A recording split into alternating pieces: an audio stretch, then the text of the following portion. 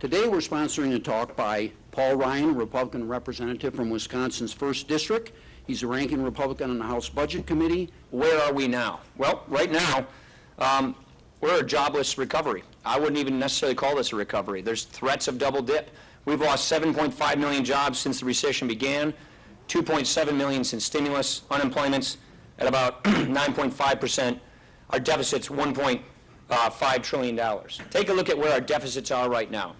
I'm not necessarily saying this is the administration's fault and everybody's fault. They inherited a very difficult situation, but look at the size of the deficits we have here. They go down because of some things that happen automatically in the baseline, and then they go right back up to around $1 trillion.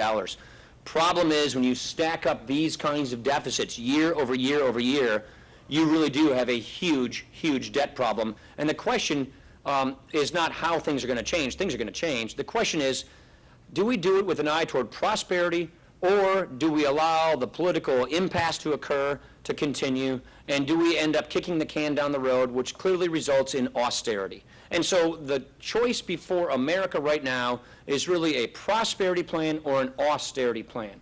And so what do I mean when I say that? That's why I put out this Roadmap for America's Future.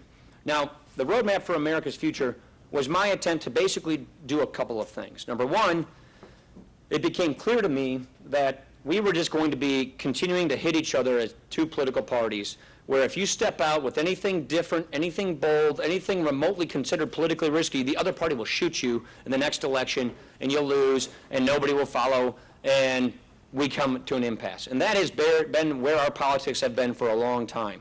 So I wanted to put a plan out there, not necessarily to say that I've got it all figured out and have all of these answers. I wanted to put a plan out there saying, here's how I would do it. Please come up with yours so we could get this debate going, so we could have more people coming up with their plans, so we can get down to the business of debating how best to fix this problem. Unfortunately, when I jumped in the pool and encouraged other people to jump in the pool, we haven't had many other folks swimming around. And that's from both sides of the aisle, I would say. So here is what this plan does. In the macro sense, measuring against the CBO alternative scenario, which is really the best, most accurate measurement of reality we have to measure ourselves off of. This is a chart of government spending as a percentage of GDP. Because of the factors I mentioned before, the explosion of entitlements, interest on debt, all of those other things, our government is growing at such a fast pace. By the time my 3 children are my age, we will go from having government, which was taking about 20 cents out of every dollar in America, made in America, to spend on the federal government, to 40 cents out of every dollar, and way on beyond that. So if you take a look at the path we are on, the current policy, an unsustainable sense where the government will take more and more and more resources out of the private economy, reducing prosperity, giving us our own version of a debt crisis. And the roadmap does this according to CBO. And so when you take a look at the healthcare stuff, Medicare, Medicaid, and the healthcare system for the under 65 population in addition to that, it is a system that says there's a finite amount of money that government can take from the economy and give to people. Let's figure out how to do that in a way that honors our values. More money for low-income people, more money for people who are sick with chronic diseases, with pre-existing conditions, and not as much money for wealthy people. That's the basic values I put into this plan. So if you're low income, you've got double the assistance to go into an exchange in your state to buy comprehensive health insurance. If you have a pre-existing condition, a chronic disease, you will have additional risk-adjusted subsidies so that you can get affordable health insurance.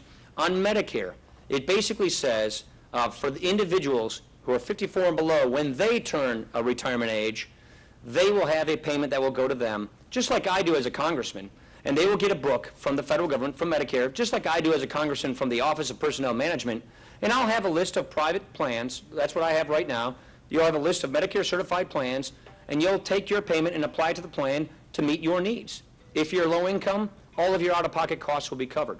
If you are sick and getting sicker, you'll get more assistance to stabilize your rates. And if you're a wealthy person, you won't get as much of a payment because you're wealthy and you can afford more. That's basically what we propose to do, and carrying this out in the future makes these programs absolutely sustainable. That's just not my opinion. That's what CBO has certified. That's what the actuaries at HHS have certified. And so to me, take our values, move them forward. We know that we can't pay for everything for everybody, so where and who in society do we want to help the most, and who can afford to be helped less? Replicate that going forward, and that brings us to the point where we can actually get this thing under control.